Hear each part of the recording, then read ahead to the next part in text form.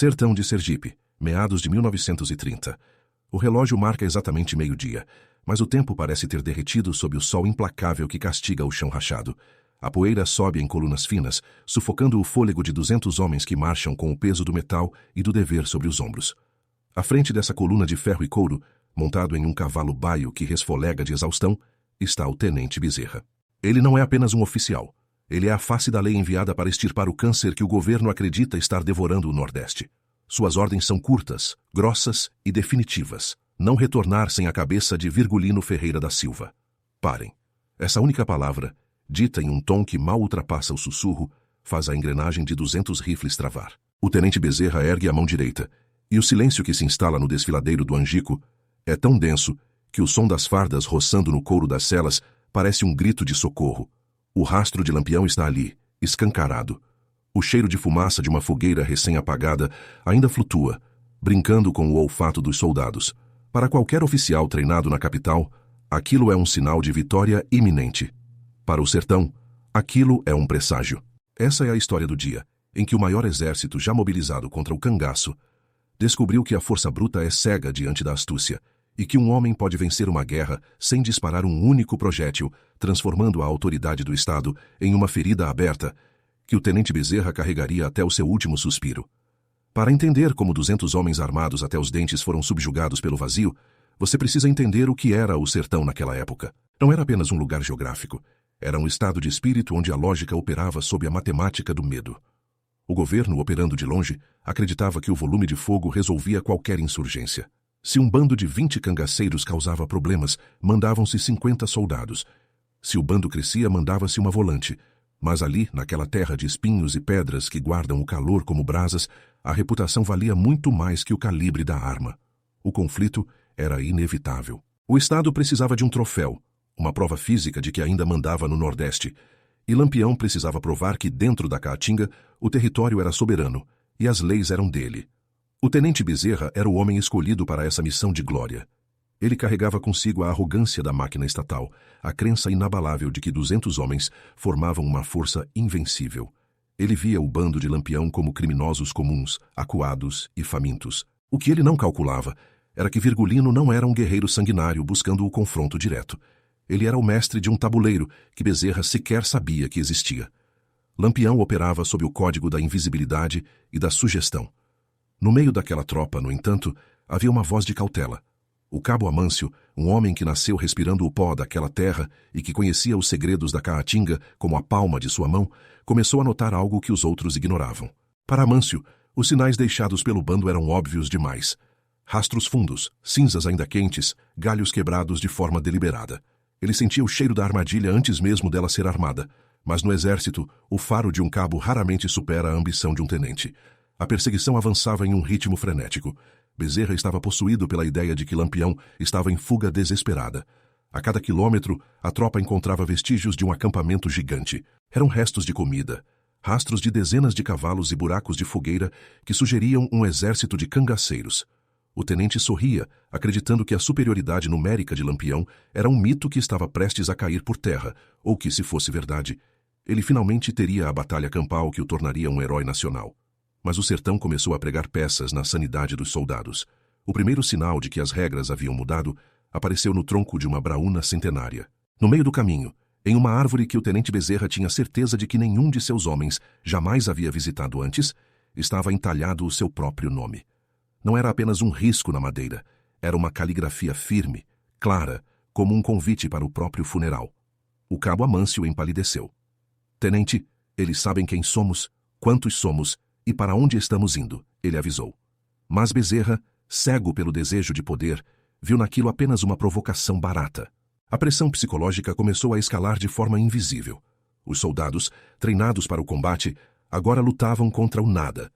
Eles começaram a ouvir assovios, pequenos sons agudos que pareciam vir de trás das pedras, de cima dos morros, de dentro dos xique-xiques. Quando a tropa parava e apontava os fuzis, o som cessava. O silêncio voltava a reinar, mais pesado do que antes. Lampião estava plantando a semente. A ideia de que eles não estavam caçando, mas sendo conduzidos para dentro de um matadouro onde o inimigo era onipresente, mas nunca visível. Foi então que encontraram o objeto que mudaria o tom daquela marcha. Pendurado em um galho seco, exatamente no centro da trilha estreita que a tropa era obrigada a seguir em fila indiana, estava um pequeno apito feito de osso de veado. Para um oficial vindo de fora, aquilo poderia parecer um brinquedo perdido ou um amuleto sem valor. Mas para o homem do sertão, aquele objeto era um símbolo fúnebre. Era o aviso de morte. Encontrar aquele apito no caminho significava que você já esteve na mira de um fuzil, que o gatilho chegou a ser pressionado até a metade, mas que o dono da arma decidiu, por puro desprezo, que você não era digno nem do gasto da munição. O dono do apito estava dizendo: eu permito que você respire, mas só até eu mudar de ideia.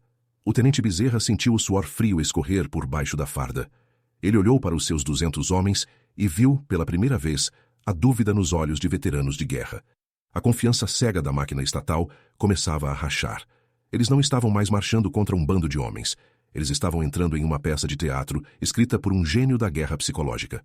O plano frio de Lampião estava se revelando não através de tiros, mas de símbolos. A cada passo, a sensação de encurralamento aumentava. Não era um cerco físico de soldados, mas um cerco mental. A geografia do Angico, com suas fendas profundas e rochas que pareciam esconder 1000 olhos, trabalhava a favor de Virgulino. A tropa chegou a um ponto onde o desfiladeiro se estreitava drasticamente. As paredes de pedra subiam verticalmente, e o sol que antes castigava, agora era bloqueado pelas sombras, criando um ambiente de penumbra em pleno dia. E foi ali, naquele corredor de pedra, que a realidade se distorceu completamente. No topo das colinas que cercavam a tropa, alinhados com uma precisão matemática, estavam centenas de chapéus de couro. 1, 2, 10, 50, 200. Parecia que cada soldado lá embaixo tinha um correspondente silencioso, observando-o lá de cima. O tenente Bezerra parou o cavalo. O coração batia contra as costelas como um animal enjaulado. Eram cangaceiros? Eram apenas chapéus colocados em estacas para simular um exército? Naquele momento, a dúvida era tão letal quanto o chumbo. Se ele desse a ordem de atacar e fosse uma emboscada real, seus 200 homens seriam massacrados em minutos dentro daquele funil de pedra. Se ele recuasse diante de pedaços de couro, sua honra morreria ali mesmo. O silêncio do desfiladeiro foi subitamente quebrado por um som que fez os pelos da nuca de cada soldado se arrepiarem. Não foi um tiro, não foi um grito de guerra, foi o som de uma voz calma, rouca e pausada, que parecia vir de todos os lugares ao mesmo tempo, ecoando nas paredes de pedra como se o próprio sertão estivesse falando. A voz não deu uma ordem de ataque. Ela deu uma escolha. E naquela escolha, o tenente Bezerra percebeu que a sua farda, seus 200 homens e seus fuzis modernos não passavam de adereços em um palco onde Lampião era o único diretor. A autoridade da farda estava prestes a desmoronar, não pelo impacto de uma bala, mas pelo peso insuportável de uma humilhação que seria contada em cada fogueira do Nordeste pelas próximas décadas. O tabuleiro estava montado, e o primeiro movimento de xeque-mate havia sido feito sem que uma única gota de sangue fosse derramada. A voz que reverberava pelas paredes do canyon não tinha rosto, mas tinha um peso que nenhum manual de estratégia militar poderia ensinar a combater. Para o tenente Bezerra, aquele som era um insulto à sua patente, um desafio direto à autoridade que ele representava. Mas para os 200 homens que o seguiam, aquela voz era como o vento que precede a tempestade, inevitável e aterrorizante. Bezerra tentou manter a postura, a mão firme no coldre, mas sentiu que o terreno sob seus pés já não era mais Sergipe. Era um domínio estrangeiro, onde o rei do cangaço ditava as leis da física e da sanidade. Avancem. A ordem de Bezerra saiu seca, quase engasgada. Ele precisava quebrar o feitiço do silêncio. Se a tropa ficasse parada por mais um minuto, o medo se tornaria uma epidemia incurável. Os soldados se moveram com a lentidão de quem caminha para a própria execução. Cada passo sobre o solo rachado ecoava como um tiro de advertência. Foi nesse momento que o cabo Amâncio, sempre 2 passos atrás do tenente, apontou para o chão. O que eles viram ali não fazia sentido lógico. As pegadas de Lampião e seu bando estavam por toda parte, mas havia uma anomalia que desafiava a razão. Os rastros indicavam que centenas de homens estavam caminhando para trás. No sertão, o rastro é o DNA da verdade, mas ali a verdade estava sendo distorcida. Para um olhar destreinado, parecia que o bando estava saindo do desfiladeiro, mas a profundidade da marca do calcanhar dizia o contrário. Eles estavam entrando, atraindo a tropa para o coração da garganta de pedra. Mas queriam que a tropa acreditasse que eles estavam fugindo. "Tenente", sussurrou Amâncio, com a voz trêmula, "o homem que caminha de costas não quer fugir. Ele quer que você o siga até onde ele quer te encontrar." Bezerra ignorou o aviso. Sua mente estava obcecada pelo troféu. Para ele, aquilo era apenas um truque de jagunço, uma tentativa desesperada de ganhar tempo. Mas os obstáculos começaram a se materializar de formas mais sombrias. A cada 300 metros, a tropa encontrava cabaças de água deixadas no centro da trilha. No calor de 40 graus do meio-dia sertanejo, a água é mais valiosa que o ouro. Os soldados, com as gargantas queimando pelo pó, avançaram sobre os recipientes. Bezerra ordenou que parassem, mas o instinto de sobrevivência é mais forte que a disciplina. Quando o primeiro soldado abriu uma das cabaças, o pânico se instalou. Não havia água. Dentro de cada recipiente perfeitamente preservada estava a carcaça de um pássaro degolado e um punhado de sal. No código de Lampião, aquilo era um banquete simbólico. A sede que eles sentiam seria temperada com o sal da própria terra, e o destino de quem bebesse da arrogância do governo seria o mesmo daquelas aves. O medo, que antes era uma semente, agora florescia como um chique-chique espinhoso no peito dos homens. O tenente Bezerra sentiu o primeiro golpe real na moral de sua tropa. 200 homens começaram a olhar para os lados, não mais procurando o inimigo, mas procurando uma saída. Enquanto avançavam para o interior do Angico, o ambiente se tornava claustrofóbico. As paredes de pedra pareciam se fechar. Bezerra, em um monólogo interno febril, tentava se convencer de que era o predador. Ele pensava em sua carreira, no relatório que escreveria para o coronel na capital, na medalha que brilharia em seu peito. Mas, no fundo, uma pergunta o corroía. E se Lampião não estivesse sozinho? E se aqueles 200 chapéus no topo da colina não fossem apenas um truque? A lógica da máquina dizia que o governo sempre vence pela insistência, mas o sertão ensina que a insistência em um erro é apenas uma forma lenta de suicídio. O cabo Amâncio, por outro lado, já não pensava em medalhas. Ele pensava na sua família imprópria. Ele conhecia a fama de Lampião de ser justo com quem o respeitava e implacável com quem o traía. Amâncio percebeu que eles não estavam em uma missão militar. Eles estavam em uma procissão de penitentes. Lampião estava conduzindo-os como um pastor conduz ovelhas para o curral. O aviso de morte do apito de osso, as pegadas invertidas, as cabaças de sal, tudo era parte de um desmonte psicológico planejado com a precisão de um cirurgião. O objetivo de Virgulino não era matar os corpos daqueles homens, era matar a vontade deles de serem soldados. Foi então que a tropa chegou a uma pequena clareira natural, um anfiteatro de pedra onde o sol não conseguia tocar o chão. No centro desse espaço, havia algo que fez Bezerra estancar o cavalo com tanta força que o animal quase caiu. Havia uma mesa de madeira rústica, coberta com uma toalha de renda impecavelmente branca, contrastando com a sujeira e o cinza da caatinga. Sobre a mesa, um único prato de porcelana, um copo de cachaça e um bilhete. Bezerra desmontou. Seus homens formaram um círculo defensivo, os rifles apontados para as sombras, os dedos suados escorregando nos gatilhos. O tenente caminhou até a mesa com as pernas pesadas. Ele pegou o bilhete. Suas mãos, que já haviam assinado sentenças de morte e ordens de ataque sem tremer, agora balançavam como folhas ao vento. O bilhete não tinha ameaças de morte. Tinha apenas uma frase, escrita com uma elegância que Bezerra não esperava de um homem do mato. Tenente, a sua sede é grande, mas a sua fome de glória é maior. Sente-se, o banquete da sua humildade está servido. Ao olhar para o prato, Bezerra viu o objeto que mudaria o curso daquela tarde. Era um botão de uma farda oficial, não de uma farda qualquer, mas o botão dourado que faltava na túnica de gala do próprio tenente, um detalhe que ele achava ter perdido semanas antes em um baile na cidade. O recado era claro e devastador. Lampião esteve dentro de sua casa ou de seu quarto ou de sua vida, muito antes de Bezerra pensar em vir atrás dele. A invisibilidade de Lampião não era apenas no mato, era uma presença que permeava o que Bezerra considerava seguro. Nesse momento, o silêncio da clareira foi interrompido por um ruído metálico. Não foi o disparo de um fuzil, mas o som sincronizado de centenas de ferrolhos sendo puxados de trás das rochas. O clac-clac ecoou como uma salva de palmas fúnebre. A tropa de 200 homens percebeu, simultaneamente, que estava no centro de um alvo gigante. De todas as fendas, de todos os buracos nas pedras, brilhavam canos de fuzis Mauser. Eles estavam cercados. A superioridade numérica do governo havia se tornado sua maior fraqueza. Em um espaço tão apertado, 200 homens eram apenas um alvo maior, incapazes de manobrar, incapazes de ver quem os atacava. A arrogância da máquina estatal havia conduzido a tropa para uma ratoeira de luxo. Bezerra olhou para cima e viu entre os chique-chiques a silhueta inconfundível do chapéu de couro com estrelas de prata. Lampião não estava escondido. Ele estava assistindo. O cabo Amâncio caiu de joelhos. Não por covardia, mas por uma compreensão súbita. Ele entendeu que Lampião não queria o sangue deles. Se quisesse, a fuzilaria já teria começado e ninguém sairia dali vivo para contar a história. O que Lampião queria era algo muito mais valioso que a vida de 200 soldados. Ele queria a alma daquela tropa. Ele queria que cada um daqueles homens voltasse para casa carregando o peso da própria insignificância. Bezerra sentiu o mundo girar.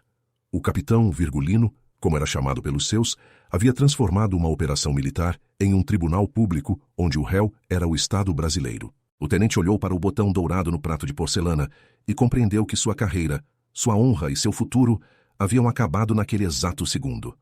A voz rouca e calma voltou a soar, desta vez vinda de uma silhueta que se destacava na borda do cânion. Lampião não gritou. Ele apenas fez uma pergunta que ecoaria nos pesadelos de Bezerra até o fim de seus dias. Tenente, você veio buscar a minha cabeça ou veio entregar a sua honra? O pânico entre os soldados era agora palpável. Alguns começaram a chorar baixinho, outros rezavam o terço. A disciplina havia desaparecido. Eles eram apenas homens assustados em uma terra que não os queria. O plano frio de Lampião entrava em sua fase final. Ele não precisava de pólvora. Ele precisava apenas que o tenente Bezerra tomasse a decisão que definiria o resto de sua vida. E o tempo no sertão parece parar quando o destino de 200 homens depende de um único suspiro de um oficial derrotado pelo invisível. A pergunta de Lampião ficou suspensa no ar quente do cânion, vibrando como uma corda de viola, prestes a arrebentar. Tenente, você veio buscar a minha cabeça ou veio entregar a sua honra? Bezerra, cujos olhos estavam fixos no pequeno botão dourado sobre o prato de porcelana, sentiu que o peso daquela pergunta era maior que o de todos os fuzis apontados para ele. O silêncio que se seguiu não era apenas a ausência de som. Era uma presença física, sufocante, que arrancava a autoridade de cada costura daquela farda oficial. Agora, a palavra não veio de Bezerra, mas de um sinal imperceptível de Lampião. Das sombras das rochas, as silhuetas dos cangaceiros começaram a se mover. Eles não desceram para o combate. Eles apenas se tornaram visíveis, como fantasmas que decidem se materializar. Para o horror dos soldados, eles perceberam que não estavam sendo observados apenas por chapéus em estacas. O exército de Lampião era real, era numeroso e estava em uma posição tática tão superior que qualquer tentativa de resistência resultaria em um massacre em menos de 30 segundos. O cabo Amâncio, com a testa encostada no solo seco, murmurou uma prece. Ele sabia que o destino de 200 homens agora dependia do ego de um único oficial que nunca tinha aprendido a perder. O tenente Bezerra finalmente ergueu a cabeça. Ele procurou a silhueta de Virgulino no topo da fenda. Ele queria ver o rosto do homem que o havia derrotado com silêncio e simbolismo. Mas o sol, posicionado estrategicamente atrás do capitão do cangaço, transformava Lampião em uma sombra negra cercada por uma aura de fogo. Era uma imagem quase religiosa, terrível e magnífica. Bezerra percebeu que, se morresse ali, seria apenas uma nota de rodapé em uma história de massacre. Se vivesse, seria o homem que voltou para contar como a máquina foi moída pela terra. Lampião falou novamente, sua voz carregada de um desprezo calmo, o tipo de desprezo que dói mais que uma chicotada. Eu não gasto meu chumbo com quem já está morto por dentro, tenente. Vocês vieram aqui com o barulho do governo, acreditando que o metal manda no destino. Mas no sertão, quem manda é quem conhece o chão que pisa. Ele fez uma pausa, e o som de um apito de osso de veado ecoou novamente, mas desta vez veio de trás da tropa, fechando a última saída mental que Bezerra ainda possuía. Eu vou dar a vocês o que o governo nunca deu, a vida, mas a vida tem um preço. O preço da vida naquele dia foi a desintegração da dignidade militar. A ordem de Lampião foi direta e humilhante. Ele não pediu a rendição formal. Ele ordenou que cada um dos 200 homens empilhasse seus fuzis Mauser, suas munições e suas baionetas no centro da clareira, ao lado da mesa com a toalha de renda.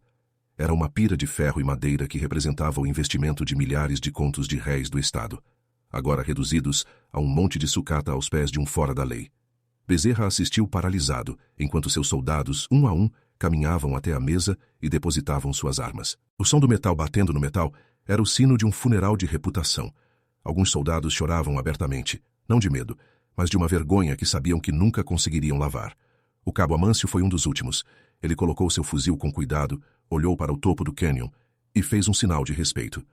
Ele entendeu o que Bezerra ainda se recusava a aceitar. Lampião estava escrevendo a lenda, e eles eram apenas a tinta. Mas a humilhação não parou nas armas. Lampião, em um golpe final de mestre, ordenou que os homens retirassem seus calçados. O sertão é para quem tem pé de ferro, disse a voz lá do alto. Vocês vieram como conquistadores, mas vão embora como retirantes. Deixem as botas. Quero que cada passo de volta para a cidade lembre vocês de quem é o dono desta terra. 200 homens da tropa de elite, agora desarmados e descalços, começaram a longa caminhada de volta. O tenente Bezerra foi forçado a liderar aquela marcha da vergonha. Ele montou em seu cavalo, mas Lampião ordenou que ele descesse. O cavalo fica, tenente. O baio agora vai carregar quem sabe para onde ir. Bezerra, o homem que saiu da capital com promessas de glória, começou a caminhar sobre os espinhos e as pedras quentes, sentindo cada centímetro do solo que ele antes pretendia subjugar. Enquanto a tropa se afastava, o silêncio do Angico foi quebrado por uma risada coletiva dos cangaceiros, um som que parecia vir das próprias pedras.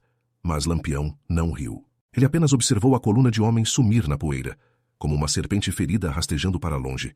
Ele pegou o botão dourado da mesa, guardou-o no bolso do seu casaco de couro e deu as costas para o desfiladeiro. O teatro havia terminado. Nas 72 horas seguintes, a notícia correu o sertão como fogo em palha seca. Vilas inteiras saíram às ruas para ver passar a tropa de elite desarmada, faminta e com os pés em carne viva. A imagem de 200 soldados derrotados, sem que um único tiro fosse disparado, tornou-se a maior propaganda que o cangaço já teve. O governo tentou abafar o caso, emitindo notas sobre reagrupamento tático e dificuldades logísticas. Mas a verdade já estava gravada nas pedras do Sergipe e nas conversas de mercado. 6 meses depois daquele dia, o tenente Bezerra pediu baixa do exército. Ele não conseguia mais vestir o uniforme. Toda vez que olhava para um botão dourado, ele sentia o cheiro da poeira do Angico e ouvia o som do apito de osso de veado. Ele se mudou para uma pequena cidade no interior, onde ninguém o conhecia, mas o silêncio das noites continuava a lhe fazer a mesma pergunta. Você veio buscar a minha cabeça ou entregar a sua honra? Ele morreu anos depois, dizem as fontes, sem nunca mais ter calçado um par de botas de couro. A história do tenente Bezerra e dos seus 200 homens é a prova definitiva de que, no jogo do poder, a percepção da realidade é muito mais letal que a própria realidade. Lampião não venceu um exército, ele venceu a ideia de exército. Ele provou que, no sertão, o terreno pertence a quem sabe ler as sombras, não a quem carrega mais metal. O chumbo pode matar o corpo, mas o desprezo mata o nome, e um nome morto é um fantasma que não encontra descanso.